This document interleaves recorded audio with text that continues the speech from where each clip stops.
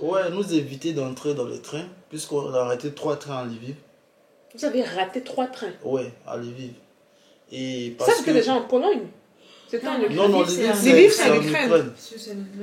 On a raté 3 trains. Si on prenait le train de Lviv, on allait directement à la capitale de la Pologne. Mais ils ne nous ont pas laissé entrer. Ils disent, dès que le train est venu stationner, ils nous ont carrément dit, Inostrane ne Pusquets. Les étrangers ne rentrent pas. Ils vous ont dit ça carrément? Ouais, les étrangers ne rentrent pas. Et ils ont pris que les Ukrainiens qui étaient là.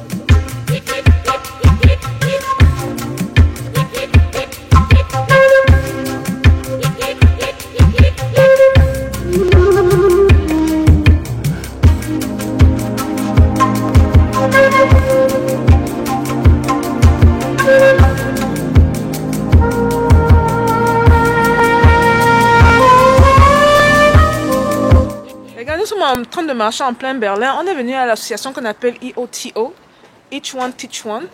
Grosse association qui aide énormément les Africains lors de cette crise-ci. Et là, on est tombé sur un frère ivoirien, n'est-ce pas? Abraham, qui s'avère aussi, parce qu'on l'a vu, on l'a accosté, on a dit bonjour, on a parlé un peu en anglais. Avant, on demande est-ce qu'il vit dans le quartier. Il dit, on dit que bon, tu viens d'arriver. Il dit oui, ça fait une semaine. On lui demande est-ce que, mais d'où? Quand il a dit l'Ukraine, on a dit waouh. Donc voilà, les chances de le rencontrer sont infimes. Abraham, bonjour. Bonjour. Là, les gars, on est en train d'aller manger chez une maman ivoirienne. On va de l'autre côté. On est en train d'aller chez une maman ivoirienne qui apparemment fait de l'excellent travail. Hein. Ouais. Elle nourrit les gens, elle vient ici nourrir ceux qui ont besoin de cette aide-là. Abraham, raconte-nous ton histoire, s'il te plaît. Toi, tu viens de l'Ukraine également, n'est-ce pas? Oui, je viens de l'Ukraine. Tu peux enlever le masque ou tu veux pas qu'on te reconnaisse? Non. Ok, je viens de l'Ukraine et là-bas, j'étais étudiant en médecine. Mais, étudiant en médecine? Oui. Mais il y a beaucoup d'étudiants qui vous faites de grandes choses là-bas. Hein? Ouais. Mais parce que là, il y a Abazar qu'on a rencontré il y a quelques jours également, qui est derrière nous. Et lui, on vient de le rencontrer. Toi, tu viens d'arriver carrément? Ouais, ça fait maintenant une semaine que je suis à Berlin. Une semaine? Ouais. Donc, tu étais vraiment dans les vagues de ceux qui sont... Parce que lui, il est arrivé, ça fait 3 semaines à peu près. Ouais. Donc, il était parmi les premières personnes qui ont traversé. Toi, tu étais parmi... C'était là. Le groupe des... Juste un instant, on est arrivé chez la maman. Elle va se demander pourquoi il y a la caméra. Il faut aussi la féliciter. Il faut féliciter les efforts de certaines personnes. Donc là, il disait qu'il venait chez la maman ivoirienne, qu'il a rencontré à l'organisation et qui l'aide, qui l'a aidé, qui lui donne à manger, qui fait les bons plats du pays. Ça, c'est très bien ça. Donc on va attendre qu'elle nous ouvre, on monte. Ouais, ça va, merci. Donc on va chez la maman. D'accord. C'est qui prépare pour tout le monde. Je dois avouer que les Ivoiriens, l'hospitalité ivoirienne est remarquable. Hein. Ouais. La solidarité aussi, hein. Ils ont beau dire, là. Vous avez beau dire que non, vous ne vous soutenez pas, c'est pas vrai. Les Ivoiriens se soutiennent énormément. On vous amène dans nos aventures, les gars. Ouais. Souvent, on vous dit qu'on va sur le terrain faire les choses, rencontrer les gens. C'est comme ça que ça arrive. C'était un hasard. Abraham passait là, comme par hasard. Ça faisait juste quoi, 4-5 minutes, on était là. Donc c'était venu 5 minutes plus tard, on l'aurait marqué. Bon, on est arrivé chez la sœur Solange Quadio. Elle a parlé, mais bon, j'aurais voulu enregistrer ça quand elle nous expliquait ce qu'il en est. Elle fait beaucoup d'efforts pour la communauté. Elle dit qu'elle n'a pas grand-chose, mais même si c'est qu'elle a 2 bananes, elle peut partager les bananes avec les frères. Et ceci, elle parlait également du gouvernement, du fait qu'on avantage plus les Ukrainiens, les Blancs, ici, et que les Noirs sont laissés... Donc là, on est chez elle, on la remercie beaucoup. Lui, il venait manger un bon plat ivoirien, hein, pour se rappeler un peu le pays, là. Malgré les problèmes qu'il vient de manger chez la sœur. Donc, merci beaucoup à la grande sœur ivoirienne, elle aussi de la Côte d'Ivoire, Solange Quadio. On va revenir à Abraham rapidement, parce que j'aimerais ça qu'Abraham nous raconte également son histoire. Abraham, dis-nous, toi, tu as quitté l'Ukraine quand? Bon, exactement... La date exacte, je ne sais pas trop. Okay. Ouais. Mais je crois que Premièrement, il y avait une semaine. Une semaine, ok. Mais en fait, il est bien calculé, ça va maintenant dans presque une semaine et demie. Une semaine et demie, ok. Voilà, une semaine et demie que j'ai quitté l'Ukraine. D'abord, j'étais dans la ville de Dnipro. Lorsque nous avons entendu des bombardements à l'aéroport de Dnipro, et comme c'est proche de nous, on s'est vu en danger. Donc, on a décidé de quitter la ville de Dnipro pour se rendre dans la ville de Lviv. D'abord, c'était déjà un fiasco à la gare des trains, parce que pour accéder dans le train, c'était tout un problème. Il y a des personnes qui évitaient, qui favorisaient plutôt les jeunes Ukrainiens, les femmes, les enfants.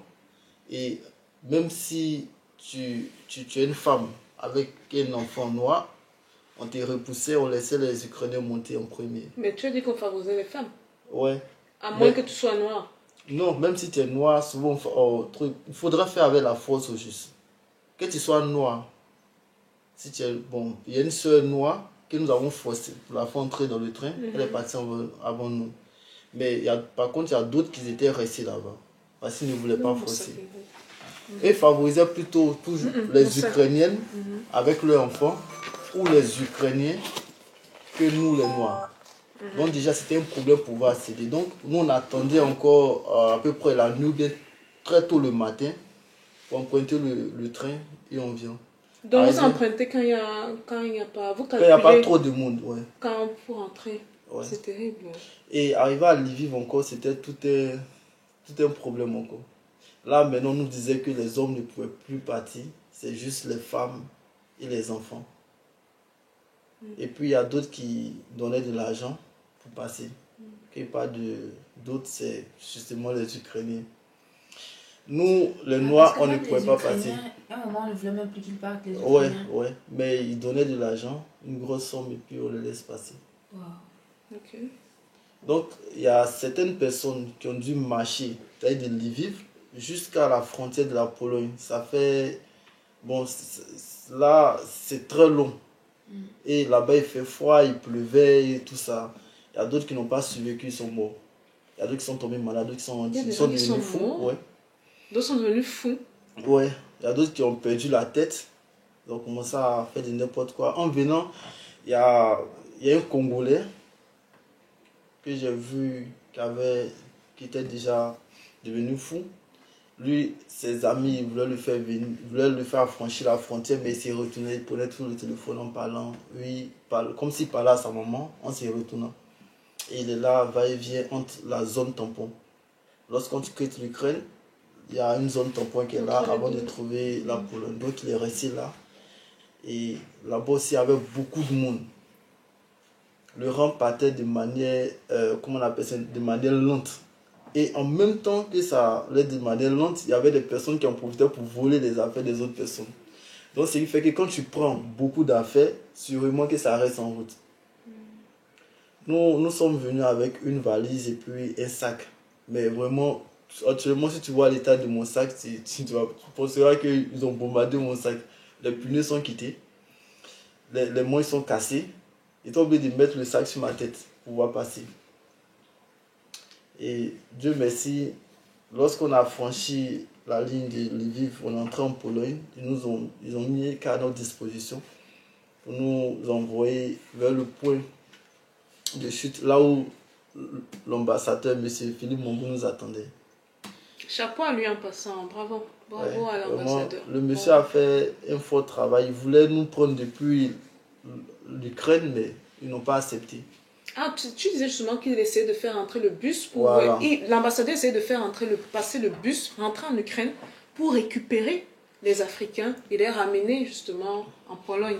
Ouais, surtout en Allemagne même. L'ambassadeur lui-même. Ouais, okay. Il est venu lui-même en personne discuter avec les gars, avec un traducteur à côté, discuter, mais ils n'ont pas accepté.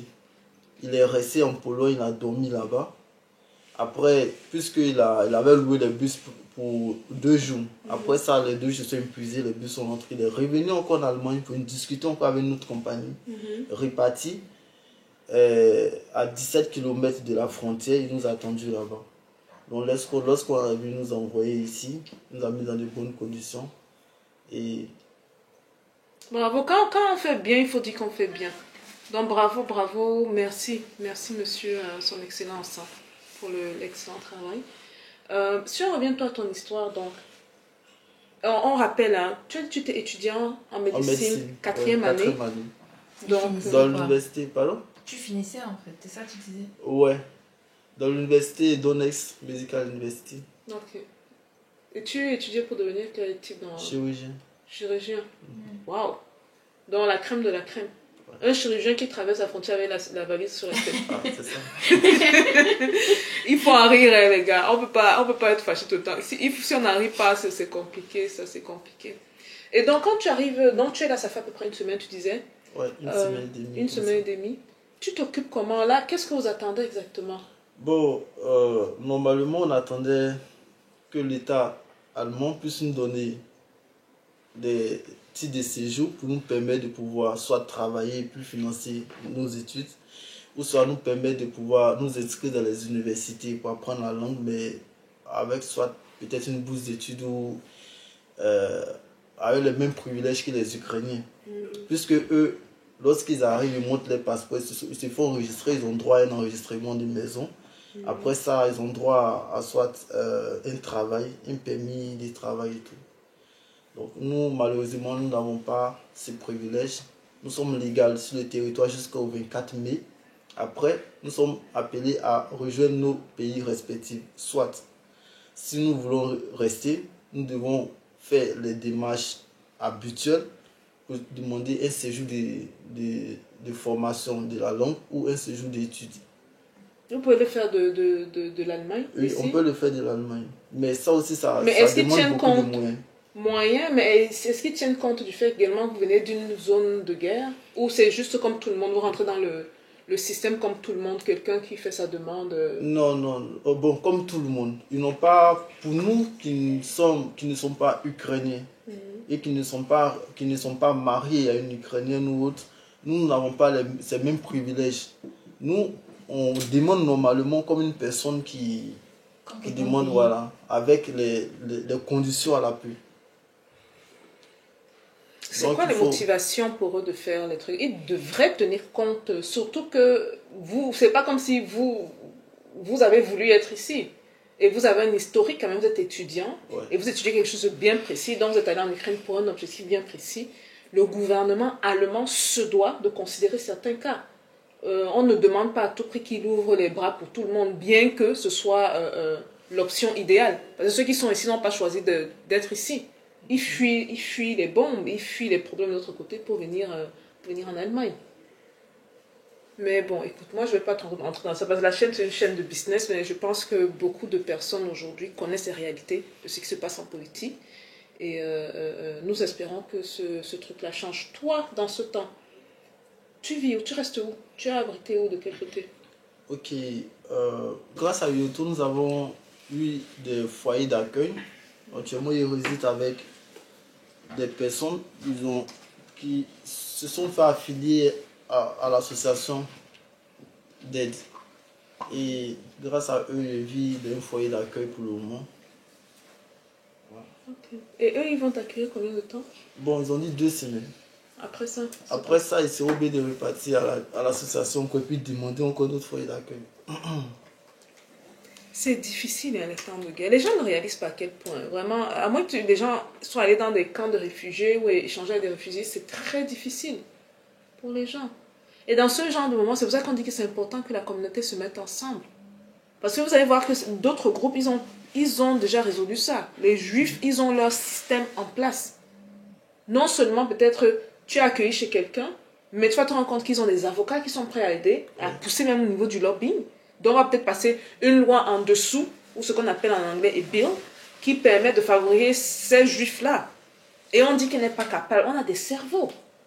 On a des avocats, on a des docteurs, on a un peu de tout même. On a des ingénieurs, on a tout. Tout ce qu'on a besoin. Et même s'ils ne sont pas dans cette capacité-là, il y a des gens comme Tata Solange, justement, qui peuvent justement se rapprocher des associations, qui ont une place sur leur canapé, qui peuvent héberger une personne, donner à manger. Et vraiment accueillir, dans ce genre de moment, on a besoin de l'amour, de la chaleur. Hein, parce que tu peux te sentir seul et te sentir truc. Parce que, tu vois, tu es une des personnes qui confirme les actes raciaux qu'il y a eu à la frontière. Ouais. Parce que les médias disaient autre chose. Hein. Vous qui avez été sur place, vous avez vu ce qui s'est passé sur place. Toi, personnellement, est-ce que tu étais victime de quelque chose ou... Comme système racial? À la frontière, là. Ouais, nous éviter d'entrer dans les trains, puisqu'on a arrêté 3 trains à Lviv. Vous avez raté 3 trains? Ouais, à Lviv. Et parce ça, c'est que déjà en Pologne. C'était en Ukraine. Non, Lviv, c'est en Ukraine. On a raté 3 trains. Si on prenait le train de Lviv, on allait directement à la capitale de la Pologne. Mais ils ne nous ont pas laissé entrer. Ils disent, dès que le train est venu stationner, ils nous ont carrément dit, Inostrane ne Pusquez. Les étrangers ne rentrent pas. Ils vous ont dit ça carrément? Oui, les étrangers ne rentrent pas. Ils ont pris que les Ukrainiens qui étaient là. Il y avait assez, en termes de la quantité d'étrangers, est-ce qu'il y en avait beaucoup ou pas? Non, on était nombreux même. C'était plus nombreux que les Ukrainiens ou...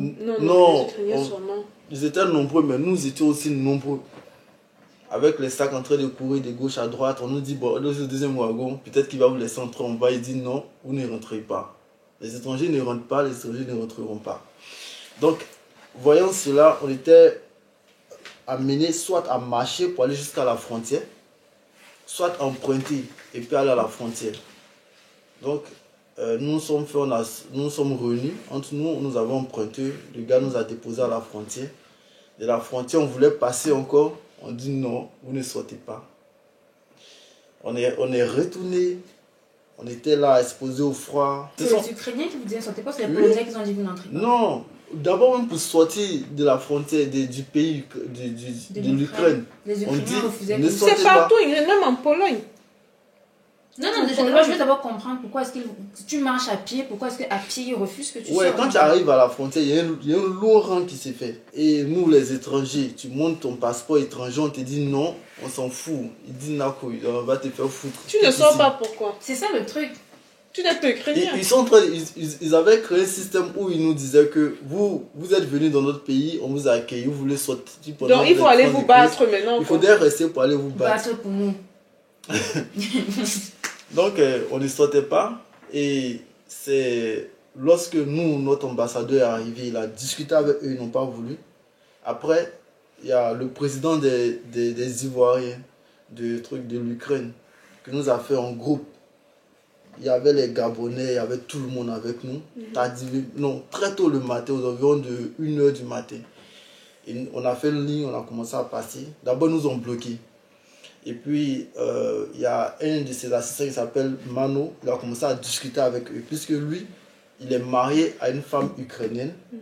Mais sa femme n'a pas voulu sortir du pays. Elle est restée là-bas. Donc, il comprend très bien le russe.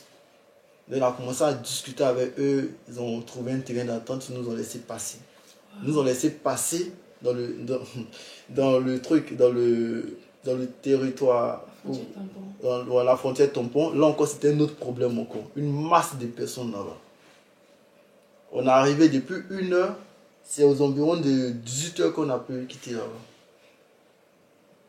Wow. Donc là, tu as dit que vous avez fait 2 à 3 jours carrément, juste pour passer juste pour 2 jours dans le froid. Hein. Et avec ça, il y a de quoi manger, de quoi? Rien. Pas de nourriture, rien. Et la grande sœur Solange justement disait que lui n'avait pas de chaussettes. Hein. Donc il avait ses petits tennis là, pas de chaussettes. Dans le froid. Et il dit qu'il y a des gens qui ont lâché, qui sont morts. Parce que c'était pas évident. C'était pas évident. Mais vous voyez, c'est un message. Tu sais, ce genre de truc souvent, il faut qu'on en tire des leçons. Parce que c'est bien beau d'écouter l'histoire d'Abraham, de connecter avec son histoire. Mais il faut en tirer des leçons. En tant que communauté, si vous voyez que l'ambassadeur à lui seul, quand vous dites souvent que quand on a une personne à elle seule, même si c'est que vous pensez que la personne a le pouvoir, ça n'a pas le même poids que s'il y a 10 000 personnes derrière elle. Si 10 000 personnes venaient parler, vous pensez qu'ils pouvaient faire quoi que ce soit. On vous parle de faire des groupes de lobby. On vous parle de faire des groupes qui travaillent ensemble. De telle manière que quand l'ambassadeur vient, l'ambassadeur ne vient pas juste en tant qu'ambassadeur, parce qu'ambassadeur c'est un très grand titre, ça a le titre de son excellence, mais l'ambassadeur vient avec toute la diaspora derrière elle. Vous imaginez le pouvoir et le poids qu'on aura? Il faut qu'on tire des leçons de ça. Pas juste dire que oui, l'ambassadeur a fait de grandes choses. Qu'on tire des leçons de ça, qu'on se mette en groupe, qu'on forme un bloc et qu'on fasse des choses bien. Comme les Juifs le font, comme les Chinois le font. On a tellement d'exemples dans la communauté. Autour du monde, même pas dans la communauté, mais autour du monde. Ouais. Il faudrait qu'on prenne exemple de ces communautés-là. Mais c'est terrible, hein? Parce que tu n'es pas la première histoire que j'entends comme ça. Mais souvent, c'est important que les gens voient quelqu'un qui est passé à travers ça pour comprendre la réalité. Parce que les médias disent, tu es assis dans ton salon, tu vas sur Internet, sur ton téléphone, oh, les pauvres, oh, mes frères africains. Non. Après, tu swipes, tu passes à autre chose. Comment? Après, tu swipes, tu passes à autre chose. C'est ça, tu swipes et tu, Instagram, ou truc, peut-être déchirer la caleçon, ou les danses un peu bizarres, là. Non, il faut qu'on soit conscient. Le temps d'être conscient, c'est maintenant. Vous voyez que dans ce genre de situation, on attend toujours les sauveurs. Il n'y a pas de sauveurs. Les sauveurs qu'on attend, c'est nous, les gars. Réveillons-nous. Nous sommes nos propres sauveurs. Et tant qu'on ne s'organise pas en groupe, pas juste des actes éparpillés, de la grande sœur Solange qui aide, de Merlin qui aide, qui envoie les bus, pas juste ces petits actes-là, un acte commun, aligné, organisé, rien ne se fera. Et on peut prier tous les dieux qu'on veut. Rien ne se fera, les gars. Ça commence avec nous. Avec nous d'abord. Abraham, excuse-moi d'être émotif, parce que moi, ce sont des choses comme ça qui m'énervent. Souvent, je viens sur le terrain, parfois Ingrid est avec moi, parfois n'est pas avec moi. Donc souvent, quand je suis sur la chaîne, c'est une petite chaîne YouTube qui est née récemment, ça fait juste 1 an, je parle des trucs, les gens regardent, ils n'écoutent pas. Moi, j'étais au Congo, j'étais en Libye, il y a des choses que je ne peux pas dire ici. En Amérique du Sud, j'ai vu des choses. Et donc, on dit qu'il faut qu'on soit organisé, il faut qu'on laisse nos égos de côté. Le syndrome de Rambo, chacun veut être devant, que c'est moi, on doit mettre ça de côté. Ça va au-delà de notre petite personne. Et on nous a créés avec une certaine couleur de peau. Et cette couleur de peau, nous sommes les ambassadeurs de cette couleur de peau, peu importe où on va. Donc, on doit se comporter d'une certaine manière, on doit réfléchir d'une certaine manière, on doit agir d'une certaine manière. Tout ça, c'est important. On doit travailler d'une certaine manière, parce que quand on le voit, on me voit. Ou on voit Ingrid, ou on voit quelqu'un d'autre. Et c'est ça qu'on doit commencer à réfléchir en communauté. Pas juste moi, femme d'affaires, oui, j'ai l'argent. Et puis quoi? Quand lui, on le voit, on me voit. Le voilà qui a traversé la frontière avec les valises sur la tête. Il va te dire, étudier en médecine. Et c'est pour ça qu'on est là, parce que moi, personnellement, je me sens affectée par ça. J'aurais pu rester, avant de venir ici, j'étais au Cameroun en train de mener mes activités financières. J'aurais pu rester là-bas. J'ai dit non, il faut venir sur le terrain. Il faut connecter avec la souffrance des gens. Il faut comprendre ce qui se passe. Toi maintenant, ce sont quoi tes plans? Parce que moi, c'est ça. Parce que si c'est que la communauté doit se mettre ensemble et aider, on le fait comment? Ce sont quoi vos plans? Les étudiants même qui sont ici en général. Ok. Moi, personnellement, mon plan est de pouvoir, comment dire, entrer dans la vie allemande, faire une formation d'infirmier. Et puis à partir de là, puisque la formation fait 3 ans ici, et il pourrait commencer à travailler, puis prolonger les études pour être chirurgien encore. Mais est-ce qu'il ne peut pas avoir un transfert de... C'est pas possible avec les années? Qu'est-ce que ton école dit en fait? Bon, moi, mon école, il ne les a pas encore écrits sur moi, il n'y a personne là-bas. Avec la guerre. Avec la guerre. Parce que c'était la première cible des Russes. Donc, sûrement qu'il n'y a personne là-bas. L'école, le siège même à Mariupol. Or, Mariupol, c'est la ville la plus athée actuellement. Wow. Ok. Donc, j'ai écrit à une université ici. Ils m'ont dit qu'ils étaient heureux de savoir. Parce qu'ici, il n'y a pas beaucoup d'infirmiers. Ceux de la médecine, tous ceux. Ils recherchent beaucoup de personnes qui font la médecine ici. Donc, ils m'ont juste demandé de pouvoir, comment on appelle, soumettre ma demande avec des conditions précises. Mais concernant la formation, ils allaient essayer de gérer ça eux-mêmes. Voilà. Mais un titre de séjour, et puis, comment dirais-je ça, le certificat B2 de la langue. Or, pour faire le certificat B2 de la langue, il faut un titre de séjour pour pouvoir faire la langue, et puis il faut aussi de l'argent dans le compte. Donc c'est tout ce qui cause problème.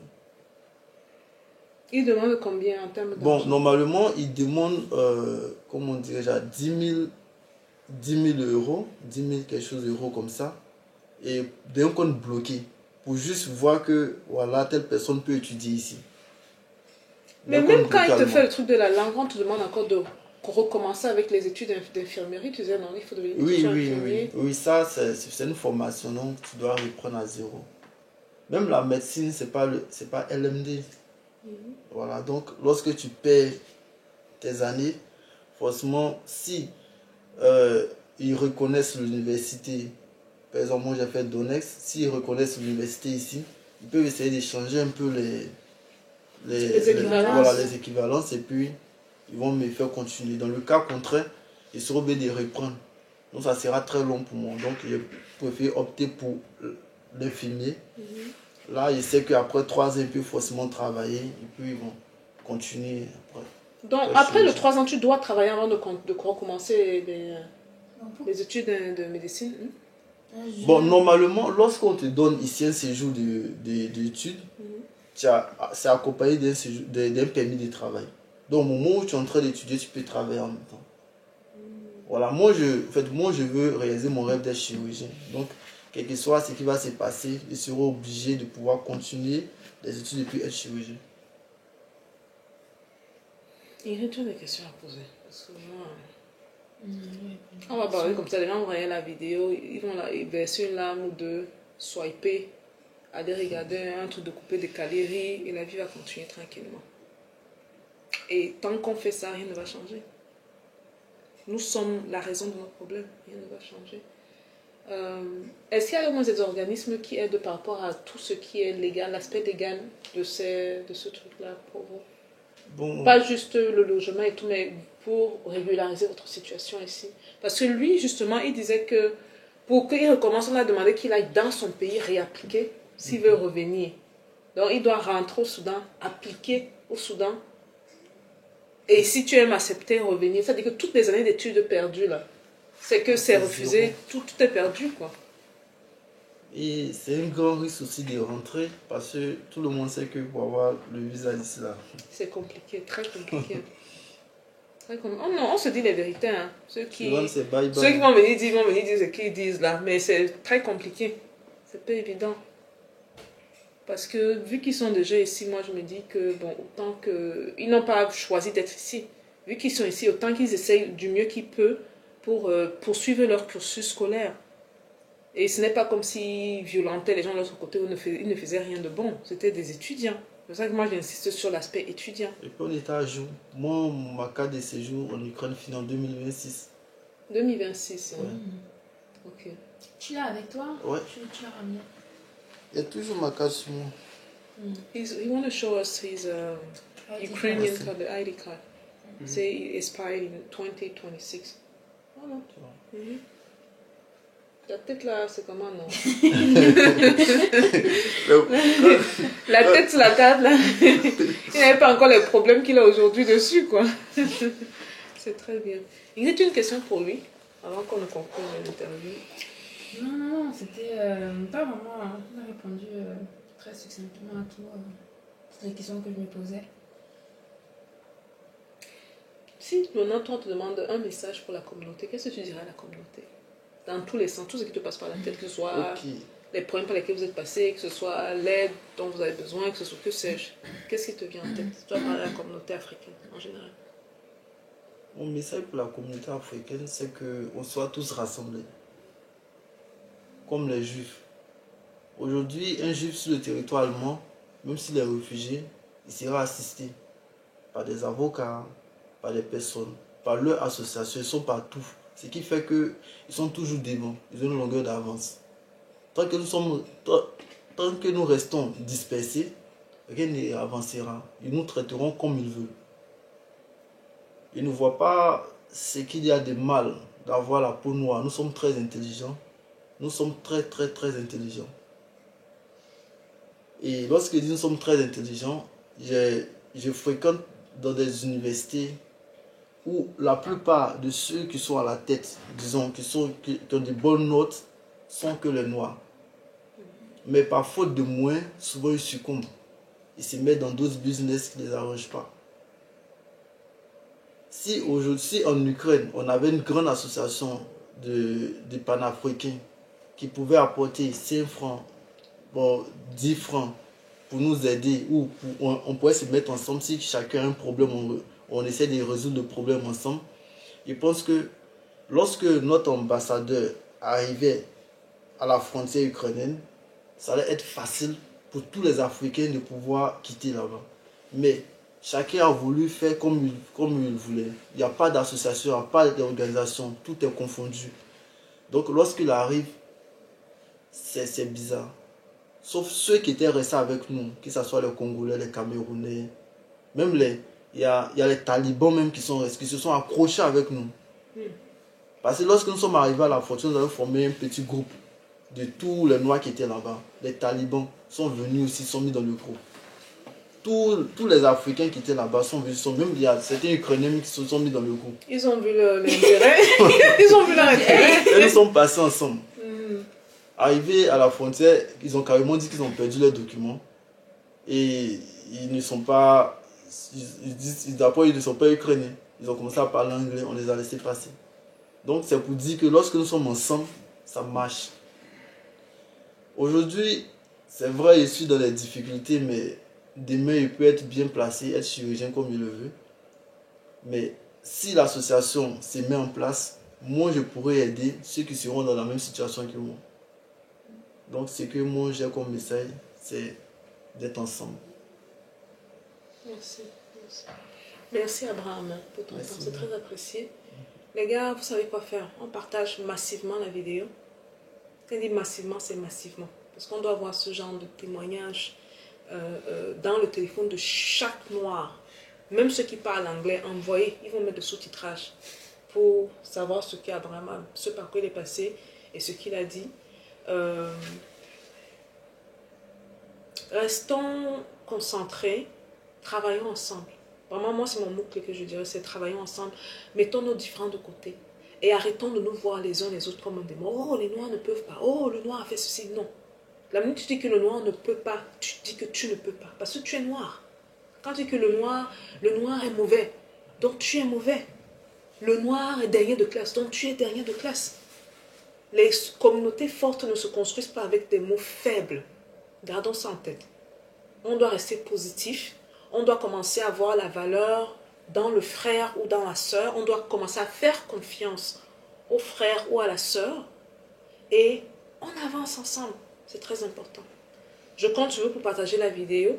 Et je vous attends dans la prochaine aventure Somar qui sera en Pologne. Parce que le 3e arrêt sera la Pologne avant l'Ukraine. Et donc voilà. Peace out les gars. Bye.